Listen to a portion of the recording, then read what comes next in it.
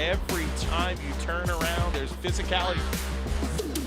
The fans are on their feet for a photo finish. Winston-Salem, North Carolina, the home of NASCAR's greatest Coliseum. We have action every Saturday night here at Bowman Gray Stadium. Still the most exciting of them all. Big crash. Oh! This is Bowman Gray.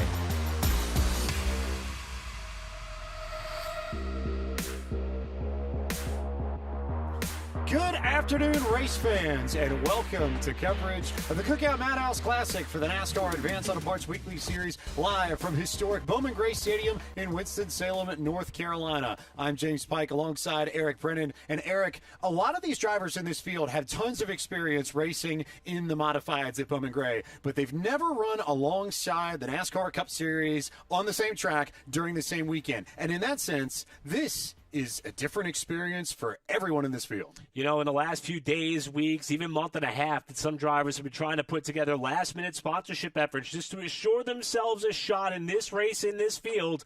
Everyone has assured us that there has never been this much pressure and anticipation for a race like this in quite some time, if ever. The biggest modified race here in 50 years, and this track has gone under all sorts of renovations in advance of the Cookout Clash weekend here at Bowman Gray. They replaced the old guardrail that had been present since the 1960s in the off-season and added a brand new state-of-the-art safer barrier system in advance of the NASCAR Cup Series return here. LED lights also were installed at the stadium, and the best part, Eric, is that when we come back for the weekly racing series season in April, all those upgrades are still going to be there. Burt Myers admitted to us that it hurt a little bit when they plucked the guardrail off of the walls around this racetrack, but seeing it lit up and dressed in this fashion assures the history of this venue is safe and secure for many, many years still to come. And the Myers family knows a little bit about racing here at Bowman Gray. We have so much to cover on our broadcast of the Cookout Madhouse Classic. We'll be back after this break with more from Winston-Salem.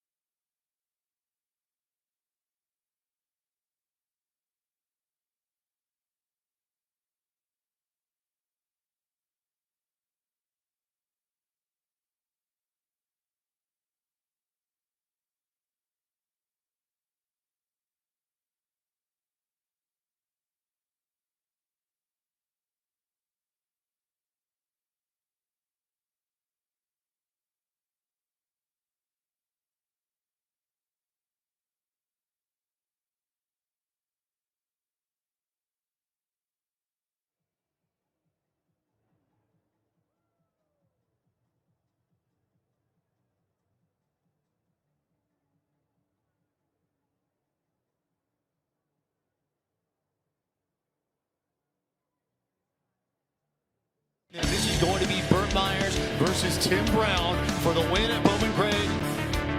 Jumping up and down are the fans. Burt Myers is 11th. Hayes Jewelers 200. This is what you dream of.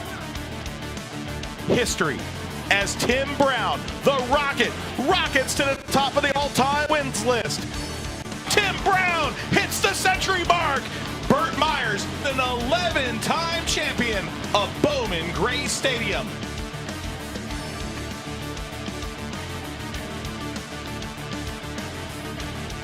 Tim Brown and Burt Myers are the two most successful drivers in the history of Bowman Gray Stadium. And Eric, if you don't know how deep this rivalry runs, consider this, that there are sections of this stadium, entire sections dedicated to one driver or the other. And even if they aren't your favorite driver, there's some side of that rivalry that you fall on in some way, shape, or form. And the subplot to this story is that both of these drivers are in their prime as far as their success here at the Madhouse and what they've got going for them in a modified at this venue. But they both are going to try to shift their focus to see if they could make a Cup debut coming up before the weekend wraps up. But their attention lies solely on winning this race and beating one another as it does every week. The biggest modified race they've been in. Before we get going, let's go down trackside for opening ceremonies.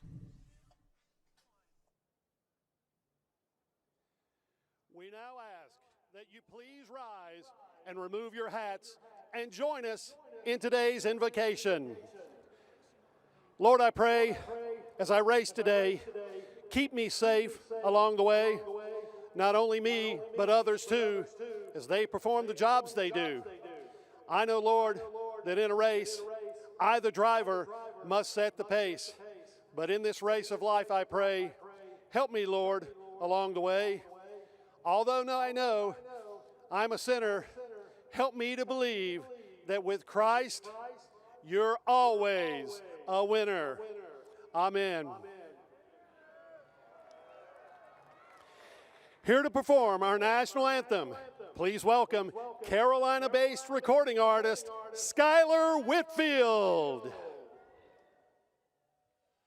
Oh, say, can you see by the dawn's early light what so proudly we hailed at the twilight's last gleaming, whose broad stripes and bright stars through the perilous fight o'er the ramparts we watched were so gallantly streaming, and the rocket's red glare, the bombs bursting in air, gave proof through the night that our flag was still there. Oh, say, does that star-spangled banner yet wave o'er the land of the free and the home of the brave? Let's give it up for Skylar's performance of our national anthem.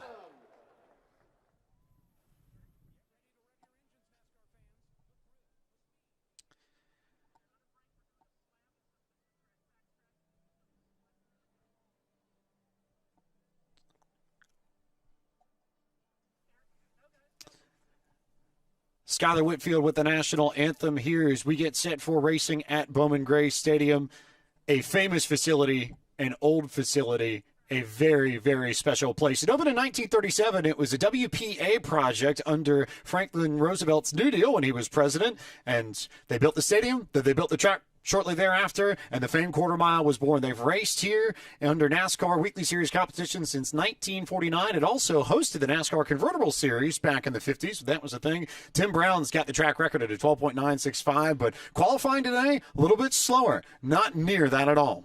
Yeah, longest running sanctioned NASCAR Weekly Series track, with that continuing to grow, that time and tenure continuing to grow, especially with all the improvements that have been made to this facility. And as you can see, the fans have packed in here, as they do pretty much every Saturday night that the series runs starting in April, and the drivers looking for their opportunity to fire the engines. It was a full field redraw following qualifying. We'll outline the starting lineup for you in just a short while. But Pike, now all the focus has to shift to the task at hand, trying to win this race on what is the most monumental weekend, perhaps of all of these drivers' Bowman Gray Stadium careers. And how different this weekend is. Not only do you have the Cup Series here, but these drivers don't have a lot of experience racing here in the daytime. I checked with our statistician, Justin Mincy.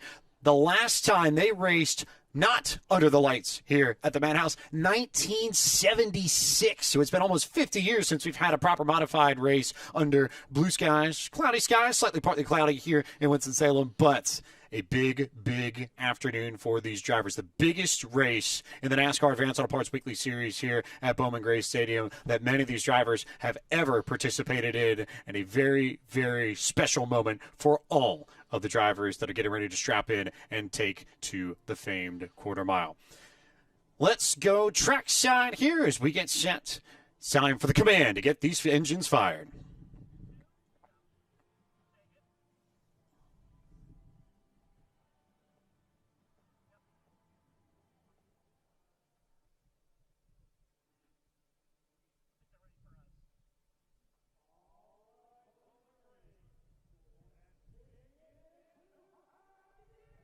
To say the command of fire engines, please welcome Cookout Representative Abby Reeves.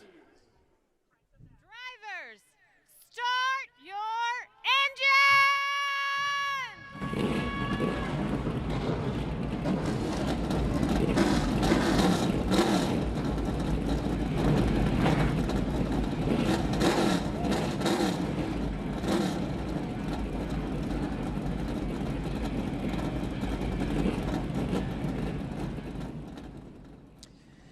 Engines are fired here at the Madhouse under ballpark 60 degree skies. There were some concerns earlier in the week about whether or not the weather would play ball with us, but no rain in sight, and we are ready to go for 125 laps of racing with the Modifieds, the premier division of the NASCAR Advance Auto Parts Weekly Series here at Bowman Gray. Yeah, remember in some of those shots we saw, the work that was done here, there was snow up in the bleachers only about a few weeks ago, if you will, and luckily the weather turned a corner. It's a beautiful Saturday afternoon on what's going to be a rather unique 125-lap affair here at the Madhouse. You see the cars lined up here in turns 1 and 2. They'll start to roll off behind the paraded pace car, and we will get a chance to see how this race is going to be slated to unfold here for these drivers in their first contest outside of a regular season circumstance in many, many years. It is outside of the regular season, but it does count as far as the books.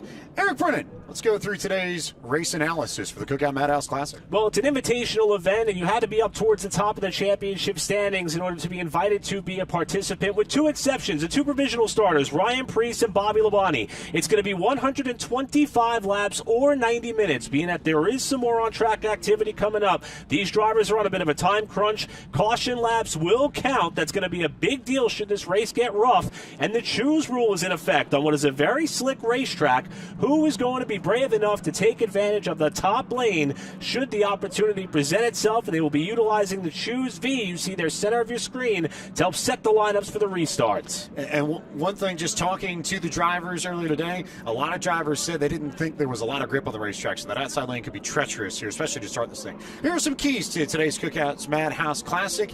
Be aggressive is always something you have to do at Bowman Gray Stadium. You will probably have to use the Nerf bar in order to move somebody. You'll have to adapt quickly to a changing track surface. There is less rubber on this track than we have seen in a long time. Control your temper.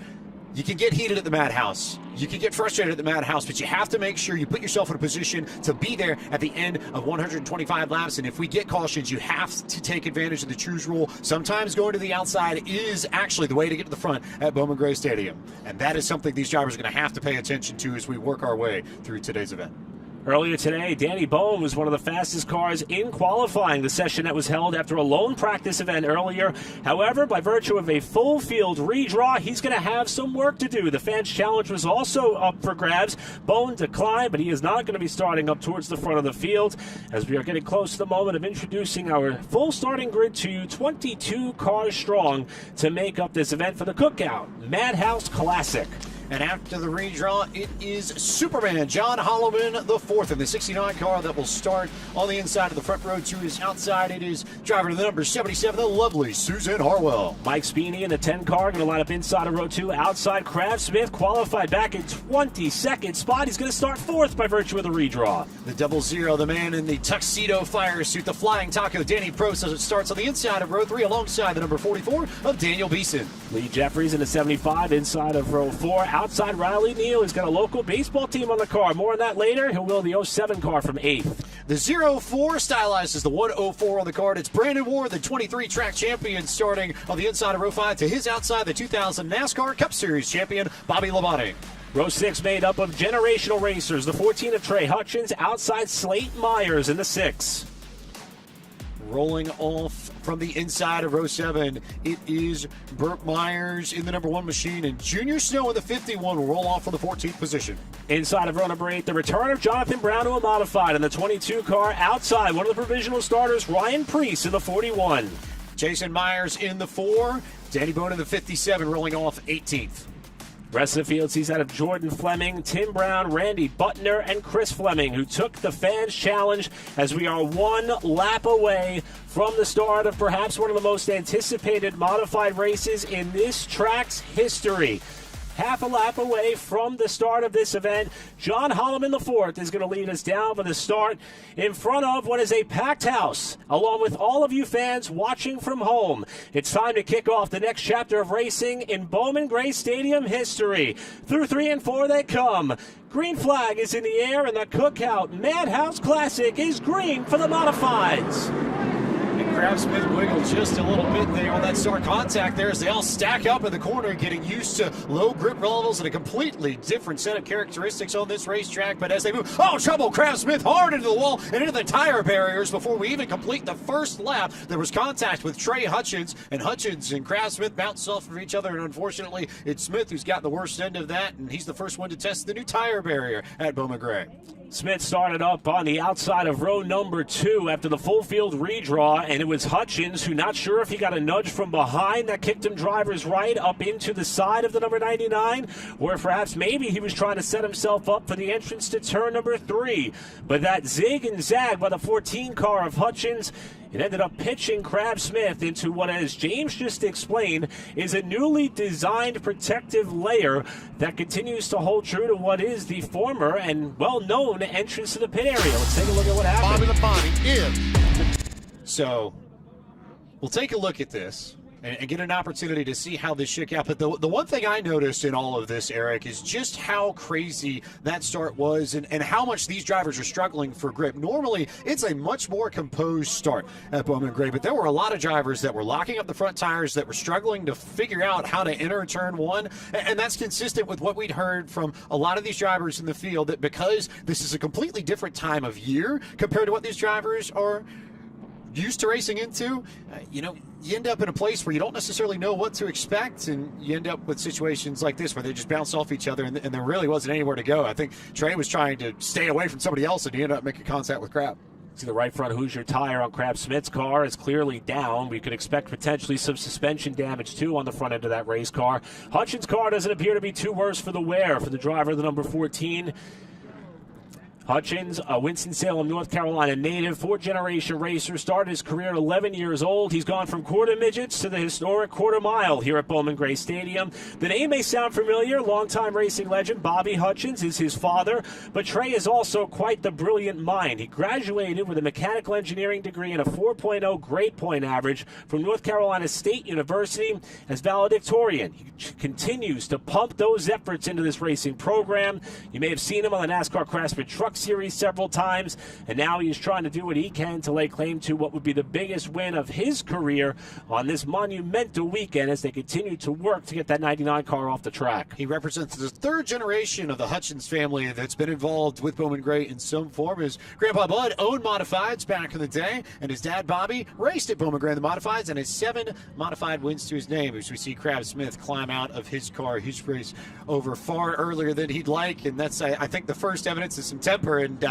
there's Bowman Gray for you, Eric Brennan, the first sight of some of the Madhouse that we've seen in 2025. It took only the first caution for us to get a bit of Madhouse highlight reel footage for all of you, as he delivered the universal signal for "You are number one" to Mr. Trey Hutchins and that of Crab Smith, who Crab described this weekend as being something he never thought he would see in his lifetime. The return of the Cup Series and the return of an event of this caliber to this racetrack. Unfortunately for him, the on-track portion of his weekend didn't make it past the opening lap.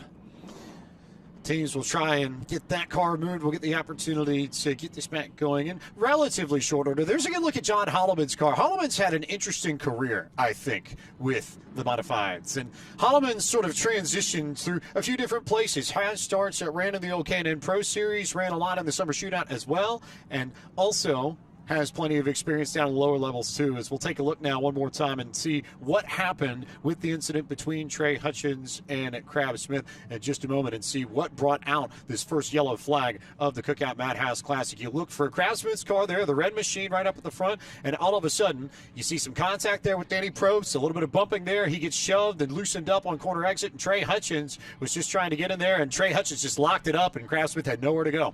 Yeah, I was curious if perhaps the 14 got a nudge from behind inside, and you can see he slid that left front tire a long ways approaching the entrance to turn number 3. That forced the car to go straight, hip check Smith up into the wall, and then Smith ran into that protective tire pack, which, Pike, we talked about some of the enhancements the Speedway has made. That used to just be the end of the guardrail with 1 or 2 tractor tires. Some of the best ever have gotten into that, and for Crav Smith, the renovations and repurposing of that pit entry avenue, that may have saved not only the race car a lot of damage, but Crav from being pretty sore tomorrow morning.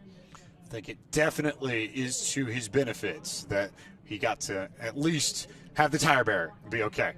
We are going to take a quick break, and then we are going to be back with more coverage of the Cookout Madhouse Classic live from historic Bowman Gray Stadium in Winston-Salem, North Carolina after this.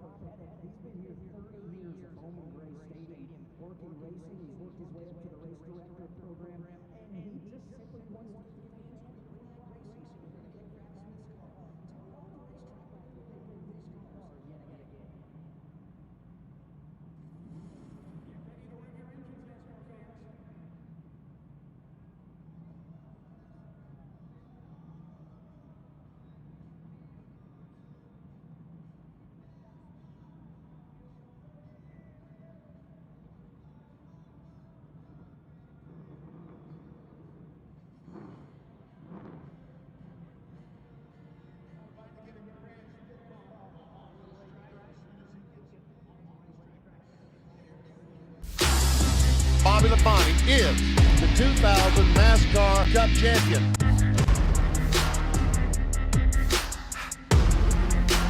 Checkered flag, Labonte scores. And Bobby Labonte wins the Pennsylvania 500. Strategy and a good race car took Bobby Labonte to victory lane. Bobby Labonte wins the Ford 400. Unbelievable.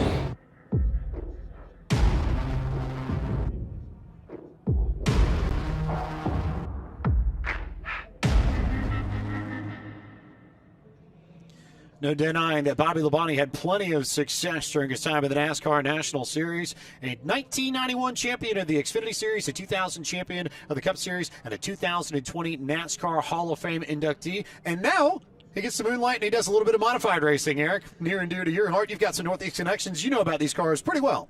Yeah, and as you can see, the resume speaks for itself. Hall of Fame inductee from 2020, one of NASCAR's 75 greatest drivers when they racked those up about a year and a half ago. The championships on the Cup side and Xfinity side. But Pike, as you mentioned, not only has he been landing on what is he calls one of the most fun portions of his racing career, driving these types of race cars. He loves racing modifieds. He's had a lot of fun on the Smart Modified Tour. He's a former winner there in that series, been dabbling in the NASCAR Wheel and Modified Tour as well, and wanted to be a part of this event at this racetrack, understanding the significance to everybody who is involved.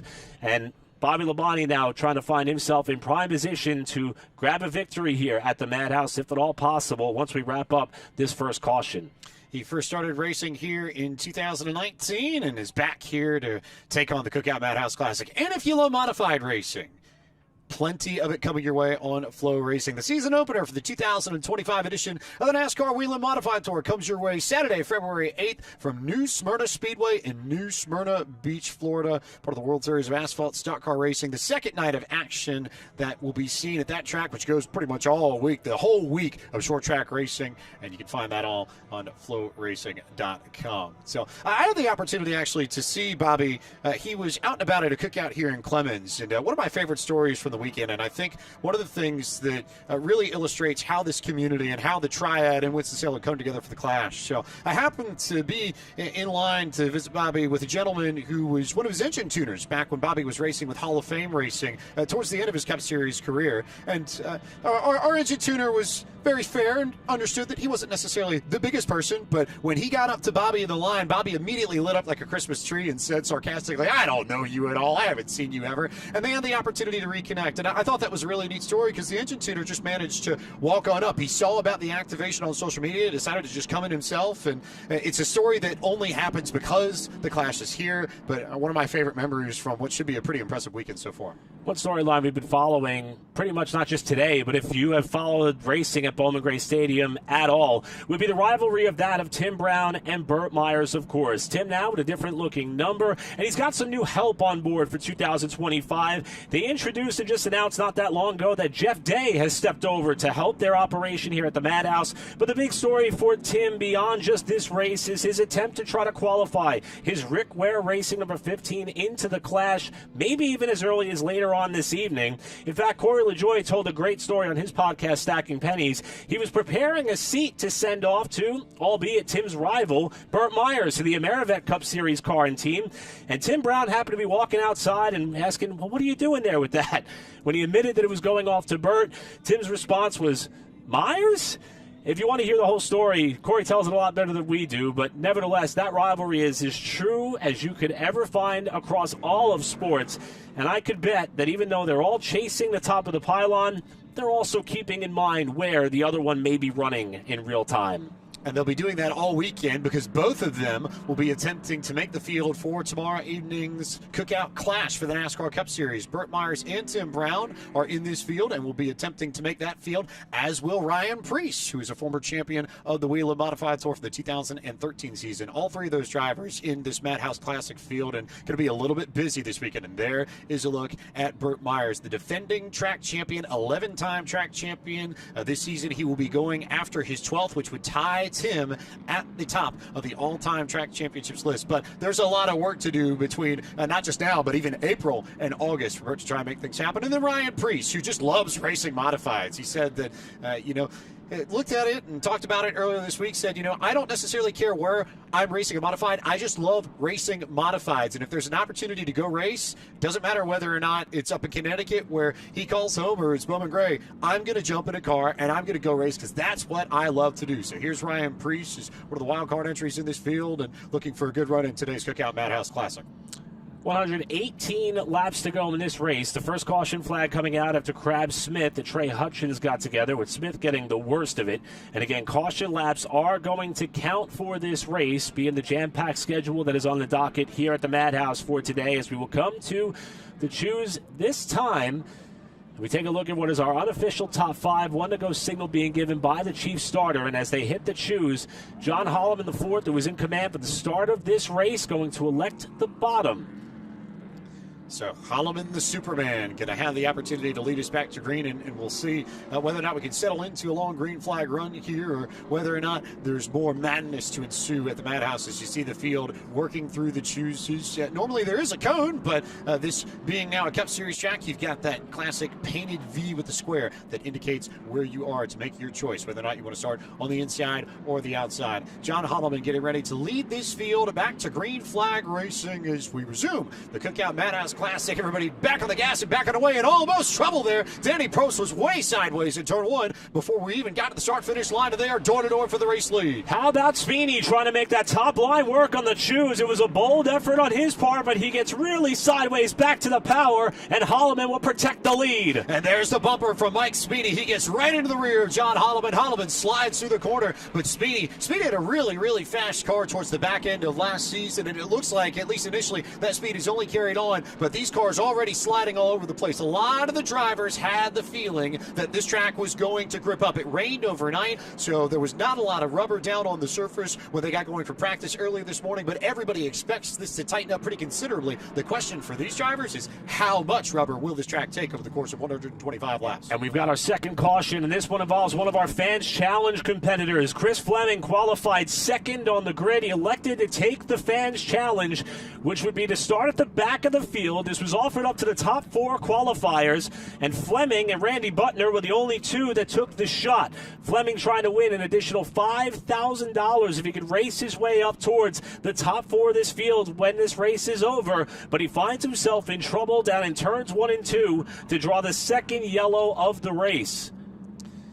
So Chris Fleming, the showstopper, as you see right on the name rail there in the grass to bring out yellow number 2, as we'll take a look at what happened to Chris Fleming and see how he ended up in the grass. You see Trey Hutchins and Daniel Beeson right there, and look at that slide. That's drifting practically from Chris Fleming as he goes all the way out into the groove. Nice work there from Bobby Labonte to just cut down to the inside and avoid Fleming. But that's a classic sort of Bowman Gray spin. Not the first time we've seen an incident like that throughout the years here, and I have a feeling maybe not the last time we'll see something like that today either.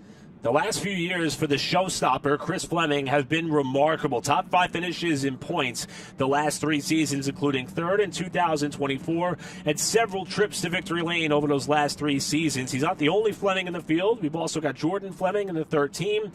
But for that of Chris Fleming, he finds himself now back towards the tail end of the field, ironically with that of Randy Butner, who also took that fans challenge. He'll have to hit the refresh button and hope to charge back up through the field with what should be a little more than 100 laps to go. Speaking of Flemings, there's the other Fleming from Fleming Family Racing in the field, Jordan Fleming in the 13. So, speaking of fun things over the course of this afternoon, here's some trivia for you.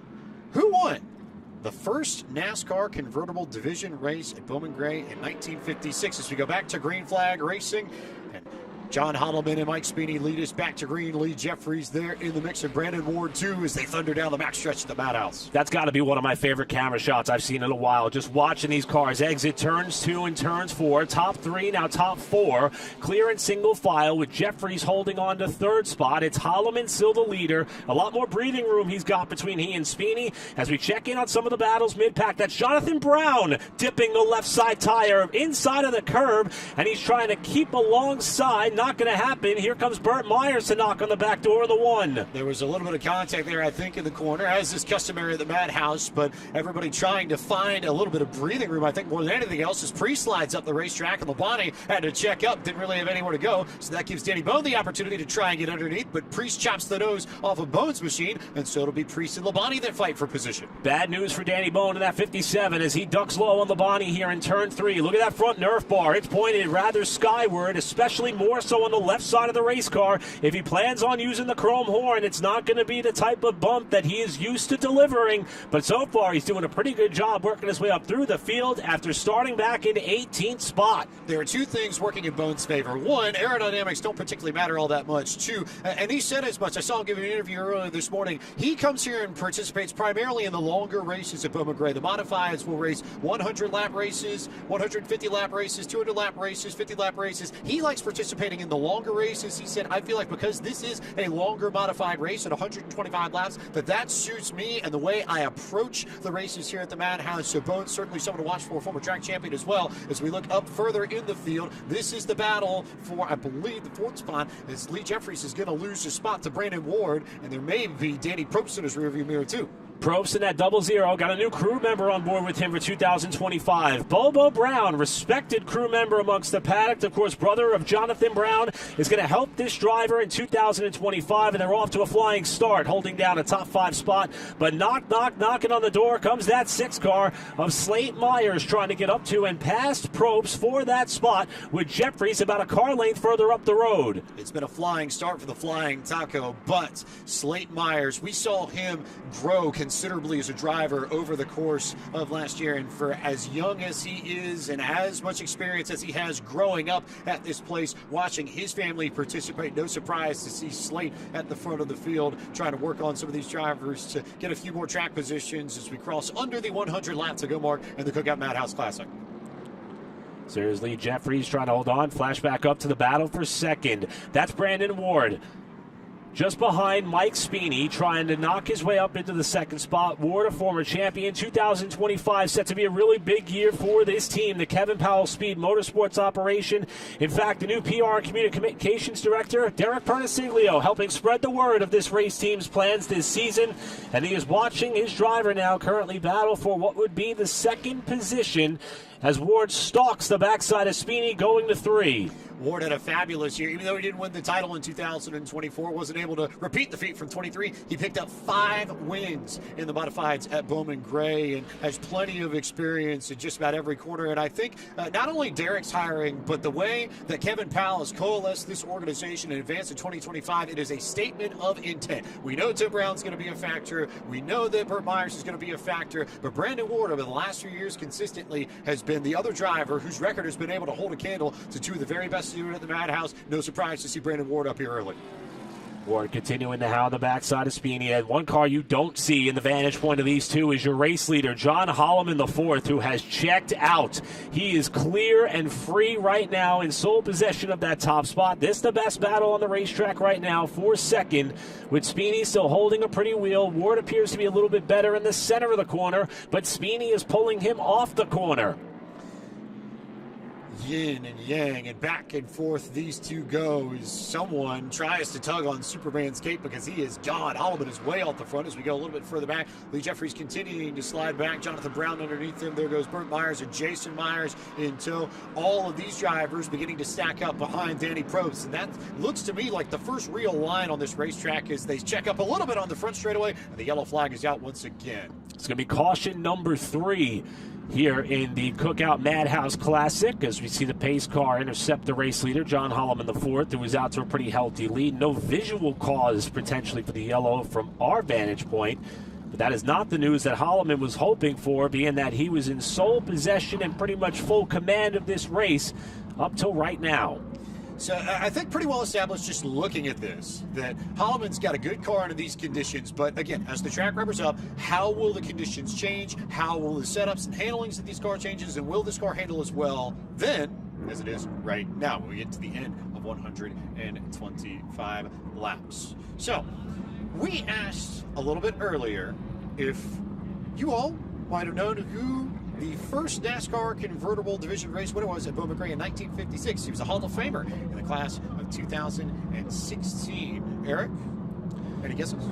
So I know Bobby Allison has 2 wins to his credit here. One, of course, was just awarded not that long ago, so that was one of the names that came to mind, but I don't think that's right. So, but being that tomorrow's trophy is named the Bobby Allison Memorial Trophy, I'm going to stick with the man of the weekend, and I'll go with Bobby Allison. Bobby Allison, not a bad one. Not a bad one. Don't believe it's the right one, though. That's the problem. I don't either, but I'm throwing it out there. So, you think of all the drivers that have been really, really good, and all the drivers that have success here, and drivers that are synonymous with winning, Curtis Turner, member of the NASCAR Hall of Fame, 38 wins in that convertible series and 17 wins in what is now the NASCAR Cup Series, and was on the list of NASCAR's 75 greatest drivers. Won that race on August 3rd, 1956, driving a 1956 Ford. Hey, at least I gave a shot. All right, Pike just gives you the answer. At least I threw out a guess. Lead people to the answer, to the knowledge, right? So that's everything's working the way it's supposed to. I think that's the most important thing. It's lots of drivers here, and Curtis is just one of many drivers who have found so much success and gone on to a place in the NASCAR Hall of Fame. This place reminds me a little bit of Indianapolis in that sense. If you find success at Indianapolis in the Cup Series, you usually end up in a good spot. If you find success at Bowman Gray, not quite the same, and a little bit apples to oranges, but ends up in a good spot too, I think. Should remind all of our viewers, even though our team is doing its best in order to keep us abreast as to how many laps we have left, no transponders here, but look at this list of legends who have cut their teeth at this racetrack. These are drivers who are either in the Hall of Fame or were part of NASCAR's top 50 drivers when selected back in 1988 or 1998, and the NASCAR's top 75 drivers that were picked a couple of years ago. These are all Hall of Fame named and recognized drivers who have won here at this historic facility. And big-time names there, too. Rex White, the king of the Cup Series at Bowman Gray, but Junior Johnson, Hall of Famer. Richard Petty, Hall of Famer. Glenn Wood, who had that famous number 16 machine, that candy apple red car that they moved the engine about 3 feet towards the back, and they made Glenn sit all the way in the back seat to drive it. Did a good job with the weight distribution of that thing. He picked up 4 wins in his career. Pearson, Allison, Pants, Petty, Bob Wellborn even, all big-time names who have graced the Cup Series at some point or another. As the drivers go past our choose cone, choose marker, we get set for more green flag racing here at Bowman Gray Stadium. It'll be Speeny and Holloman once again at the front of this field as they will go, take off. Good restart for Holloman, a little bit of a slide for Brandon Ward, but it seems like we're starting to get to grips with Bowman Gray. I give a call to Mike Spini. He's taking a shot every time as that's Brandon Ward sideways off of 2. He caught the left rear of Spini's car trying to keep inside, but it wasn't going to happen for him here. Now it's Probst trying to four-wheel it off the corner inside of Slate Myers with Slate's father, Burt, just behind him on the top lane. Oh, by the way, Burt Myers is already on the charge. He started pretty deep in this field to get going as they all stack up and Slate turns, and Burt has to stop right in front of his son, and the caution comes out once again. Not the kind of father-son moment these two wanted to have, especially at this point in the race. Slate Myers, who had done a tremendous job driving his way up towards the top 5 after getting hit from behind by another car. I believe it was Danny Probst who may have gotten a shot in the shorts going into 3, and that caught the 6 car and sent him around, and Burt had nowhere to go.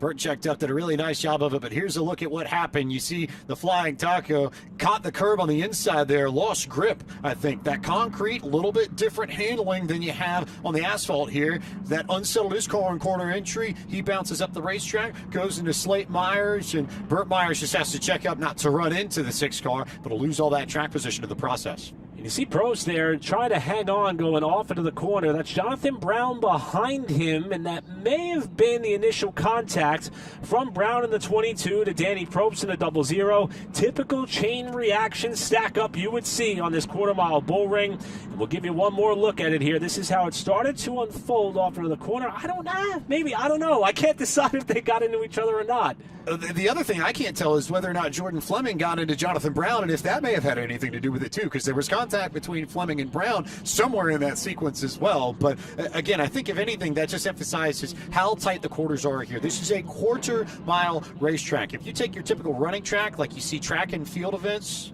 handled, whether or not it's here in America or around the world, and you literally just pay that. That's what we're working with here. It seems big if you're a human running it.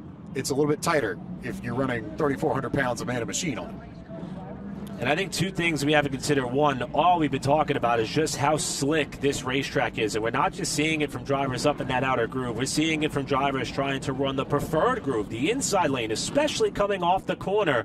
And with these drivers having their hands full, maybe a little bit more than they've ever been used to in their modified careers at the Madhouse, that's creating a bit of a ripple effect through this very tightly bunched field and causing a little bit more contact and chaos. And Pike, on top of that, the fact that the caution laps are counting, the sand in the hourglass is going to run out a little bit quicker than what some of these drivers are used to in these extra distance races. Caution laps count, and we have a 90-minute time limit, and I would have to believe that for some of these drivers, especially towards the back of the field, that's starting to creep into their heads as well, as you get a good look at the Snowman, Junior Snow, with a little bit more pink on the car this year. Pink is his color here at Bowman Gray Stadium, but last year, a little bit more of a black and electric blue and pink look. This time it's just all pink and black, but you will not miss the